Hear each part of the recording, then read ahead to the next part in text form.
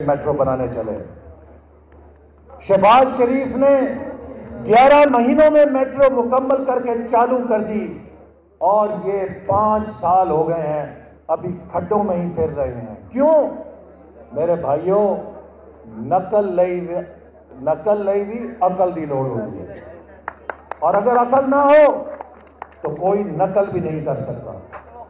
تو یہ کہتا تھا کہ ہم میٹرو نہیں بنائیں گے، ہم تعلیم پہ پیسے لگائیں گے. تو میرے بھائیوں اور نوجوانوں، اس بجٹ کے اندر اس ظالم نے ہائر ایجوکیشن کمیشن سے 22 ارب روپے کا بجٹ گھٹا دیا ہے.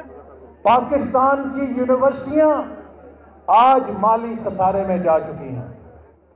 وہ اپنی فیسیں بڑھانے پہ مجبور ہیں، اور وہ ہزاروں نوجوان جن کو نواز شریف پسماندہ علاقوں سے، چاہے وہ بلوچستان سے تھے، وہ خیبر پختونخوا سے تھے، وہ گلگت بلتستان سے تھے، وہ کشمیر سے تھے، وہ سابق فاٹا سے تھے، ان کو اسکالرشپ دیتا تھا اور وہ مفت یونیورسٹیوں میں تعلیم حاصل کرتے تھے. آج ان سب کے اسکالرشپ بند کر دیے گئے ہیں. یہ ہمارے ملک کے مستقبل کے ساتھ کھلواڑا ہو رہا ہے. ہمارے نوجوانوں کو یہ جہالت کی طرف دھکیل رہا ہے. تو میرے بھائیوں، جس شعبے پہ آپ بات کریں وہاں پہ پاکستان کی تباہی ہو رہی ہے. تو پھر ہمیں سننے کو ملتا ہے کہ ملک صحیح سمت میں جا رہا ہے. میں ادب کے ساتھ کہنا چاہتا ہوں کہ ملک صحیح سمت میں نہیں جا رہا. اس عمران خان نے قوم کے ساتھ دھوکہ کیا، فراڈ کیا، لوگوں کو کہا کہ میں نیا پاکستان بناؤں گا، وہاں پہ جنت کی نہریں لے کر آؤں گا. آج پاکستان کے عوام کو پتہ لگ گیا ہے کہ وہ ایک دھوکہ تھا، ایک شعبدہ باز کا دھوکہ تھا. اس نے کہا کہ میں بجلی اور گیس سستی کروں گا. آج بجلی اور گیس کے بلوں کے جھٹکوں سے لوگ تباہ و برباد ہو گئے. اور اس نے کہا تھا کہ جھٹکوں سے لوگ تباہ و برباد ہو گئے. اور اس نے کہا تھا کہ میں گھی، چینی اور خوراک کو سستا کروں گا.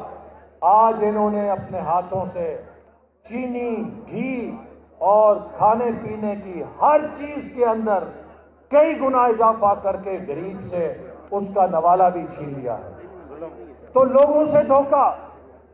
پھر اس نے ہمارے فوج کو کہا کہ آپ کو بجٹ چاہیے تو جناب میں وزیر اعظم بنوں گا تو لوگ جھولیاں بھر بھر کے ٹیکس لے کر آئیں گے.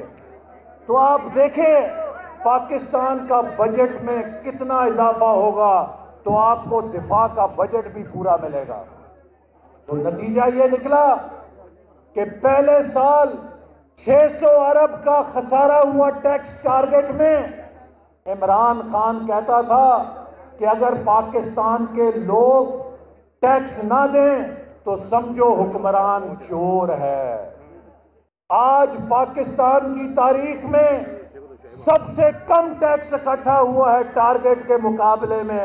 تو عمران خان، میں آپ کو کیا کہوں.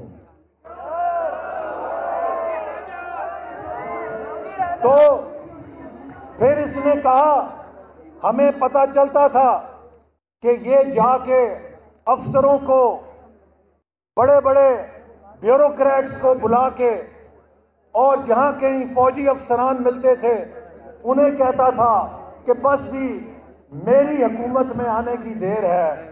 دیکھیں باہر سے 200 ارب ڈالر تھے، اے آیا، اے پیا، اے پیا، اے پیا، بننے دے پیا.